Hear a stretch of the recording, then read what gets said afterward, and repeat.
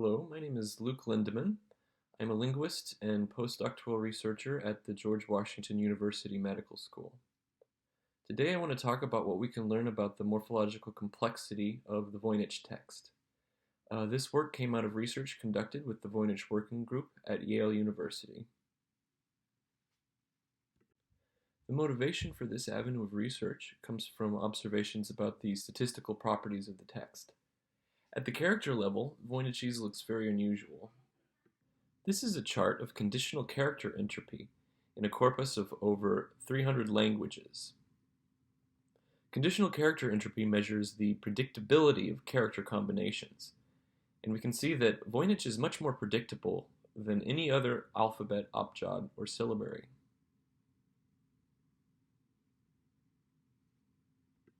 This predictability is apparent whenever we examine any of the manuscript text. Take, for example, this highlighted section from the bottom of folio 113 verso. This is what the text looks like under the EVA transliteration system. We can see that glyphs are restricted to particular parts of a word, making the words seem very repetitive and similar. For example, this dy sequence is incredibly common in Voynich B, which is the language that this particular section is in. And in fact, 1 in 4 words in Voynich B end with this sequence. Some glyph sequences occur only or almost only at the beginnings of words, in particular the bench characters and combinations with the gallows characters, sometimes preceded by the O or QO symbols. And in Voynich B, about half of the words follow this pattern. There are also a fairly small number of final sequences. About half of Voynich B words end with just these 3 final sequences that you see here. And so a lot of the characters and character combinations that you find in Voynich are restricted to specific parts of the word. And this is what leads to the extreme predictability of character sequences. Part of the problem is that Voynich can look very different in different transliterations of the text. So if you're using EVA versus V101, there are different assumptions about which glyphs represent characters or character variants. Different systems also make different assumptions about which glyph sequences constitute a single character.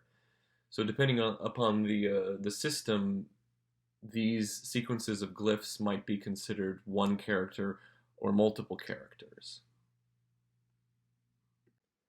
There are also characters, like those on the right here, which appear almost exclusively at the end of the line. These may be variant forms of those on the left, and all of this speaks to several unsettled questions about the Voynich writing system that can affect the character statistics.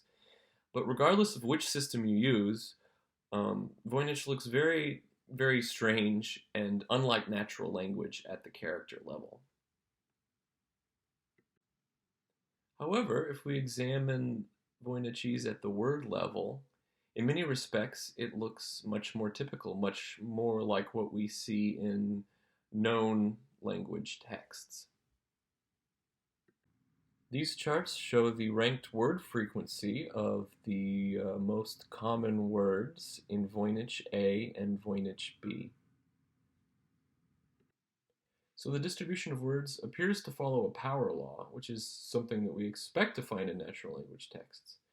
This doesn't prove that the text is meaningful, because power laws are found in a range of other natural and social phenomena, but any hoax theory should be able to explain how the authors created this pattern using gibberish.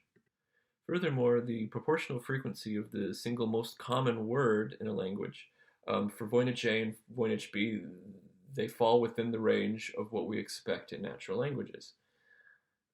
Here are some examples of the most common words in a few languages and their proportional frequencies in the text corpus that I will introduce shortly.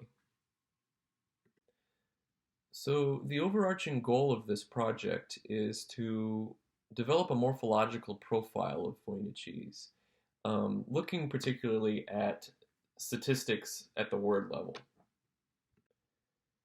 And what I mean by that is that each word is considered as a separate entity without any relation between similar sounding or similar looking words being considered. So there's no reference to any internal structure like spelling. And this abstracts away from many of the problems that we have with the script. And the idea is that we place Voynichese within the spectrum of what we find for known languages, and in particular among language families. And hopefully this will allow us to narrow down the range of possibilities for Voynichese to a particular language family, perhaps, or to help us exclude particular hypotheses about certain language families, certain languages that might have structures that make them appear very different from Voynichese. And so to do this study, I've collected texts from 3 different sources. The first are the Voynich texts. I use the EVA transliteration, the Takahashi transcription, separated by courier language, A and B, and then also just all together. And in particularly, I only use the running text, so I've excluded text that is in labels.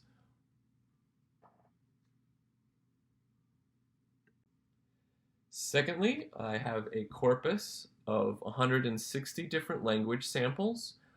These were collected from Wikipedia, and there are samples in 10 different language families. This is adapted from a corpus that was used in Bowen and Lindemann 2020. And this is a table of every language that we have samples from, organized by their family.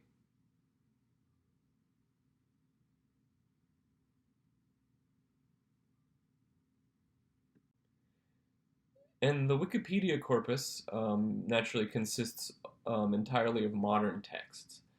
So I also included a few examples of historical texts in Italian, Hebrew, Welsh, and Old Church Slavonic. And this is so that we can compare and see whether a manuscript from around the time that Voynich was created has properties similar to what we find in the modern languages. And all of these texts were cleaned and partitioned into samples of exactly 10,000 words each. And the reason that I partitioned the samples was to guard against possible length effects, and so that we could see within a language what sort of variation exists. And the number 10,000, this length was chosen because it is approximately the length of the smallest Voynich sample, which is 10,000 words in Voynich B, and then Voynichese is about twice as much. So we're looking for statistics that correlate with morphological complexity. And morphological complexity, we can roughly define this concept as the average number of morphemes to the word in a particular text. So for a language, the average word, how many substructures exist? For example, agreement marking, is there gender? Are there a lot of different cases? And this can be expressed as a distinction between isolating versus agglutinating language types. So Turkish tends toward the agglutinating side of things. You can see in this example that on average, a single word contains many different morphemes, many different internal pieces that express their own meaning. And compare that to Hawaiian, which tends towards the isolating side of things, in which most words contain only a single morpheme, and even things like tense may be expressed as a separate word. So we are interested in finding statistics that correlate with morphological complexity. An obvious measure might be the length of the word. In Turkish, the average word has more letters in it than in Hawaiian.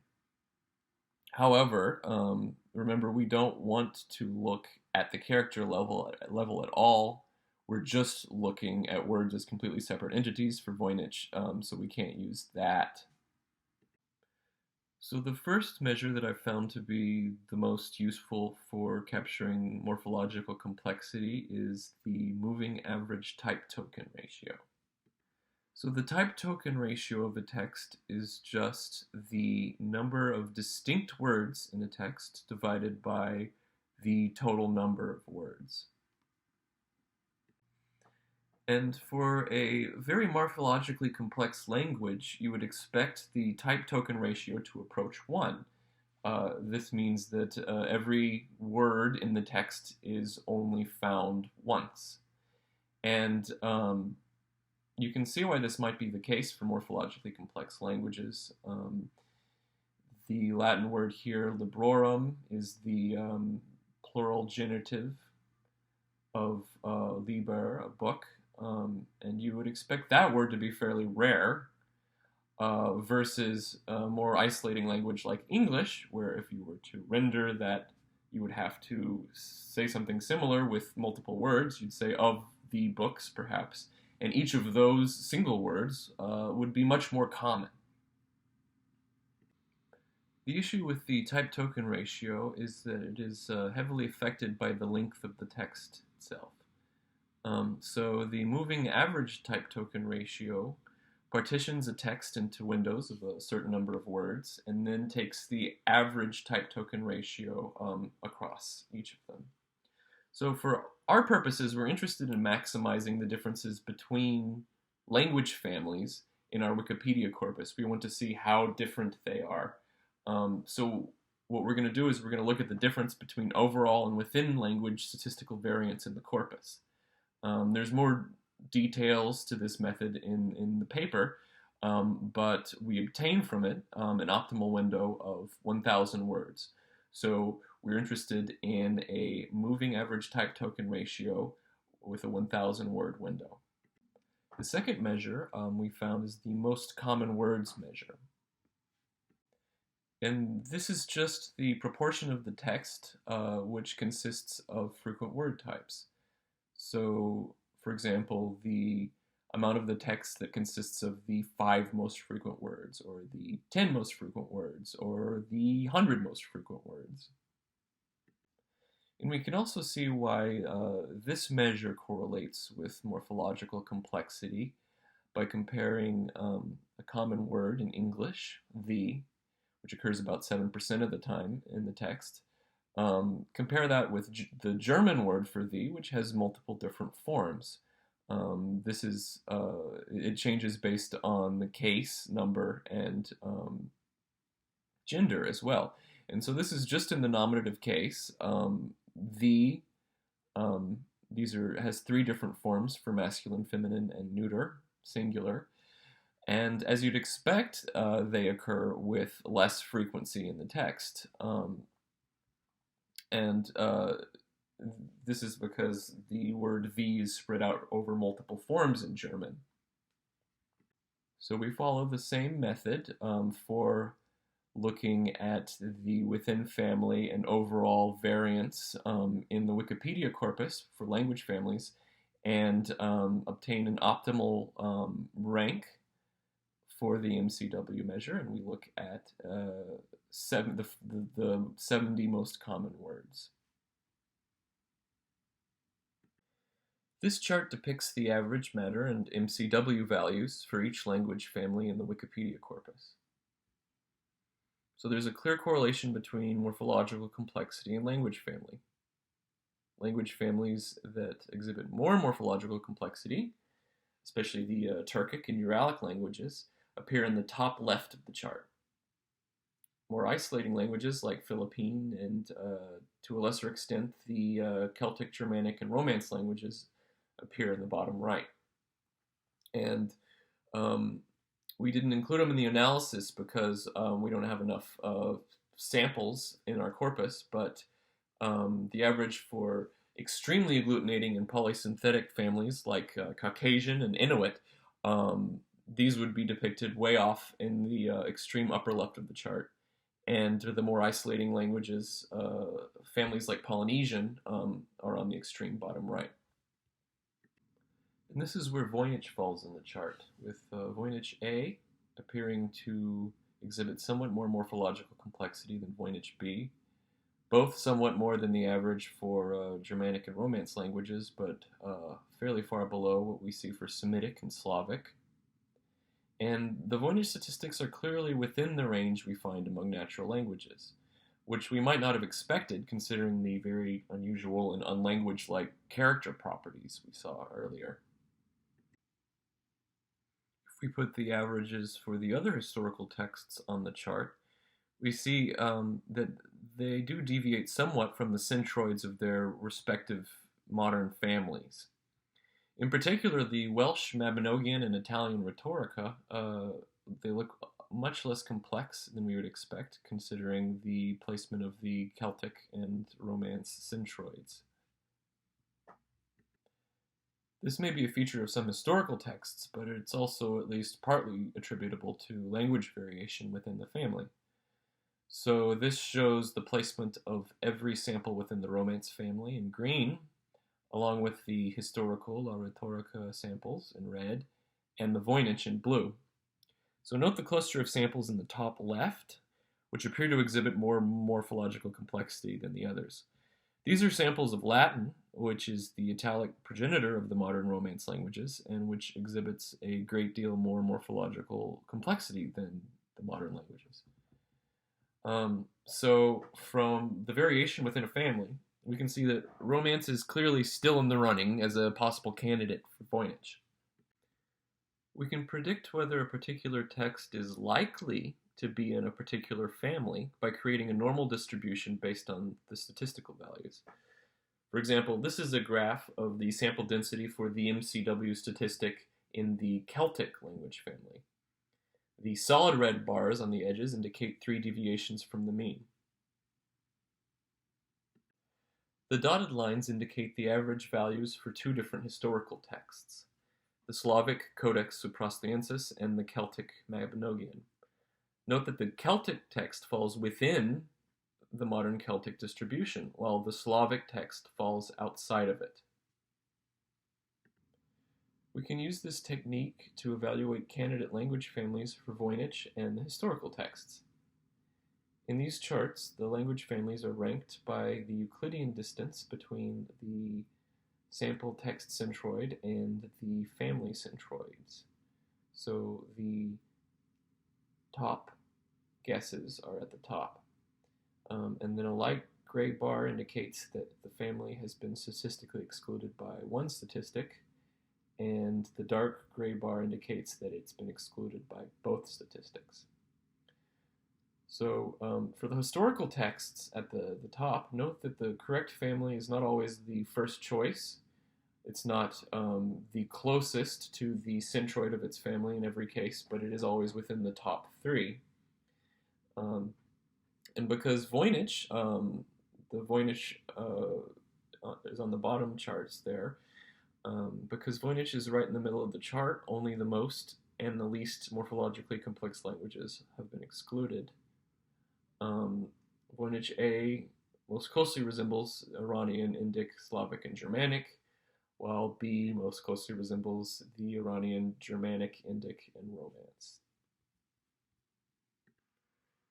So Voynich appears to possess a medium range of morphological complexity, with the courier language A being somewhat more complex than the text in courier language B. And the most likely families include the Germanic, Romance, Indic, and Iranian families, although those last 2 may be excluded potentially on historical reasons. Somewhat less likely would be the Slavic and Semitic and Celtic families, and then Turkic, Uralic, and Philippine can be effectively excluded. In the future, we'll focus on refining and adding to the corpora, and seeing if there are other statistics that also correlate with morphological complexity in the same way. And to that end, I welcome any suggestions about possible statistics, techniques, or refinements of the methodology presented here. Thank you all very much for listening.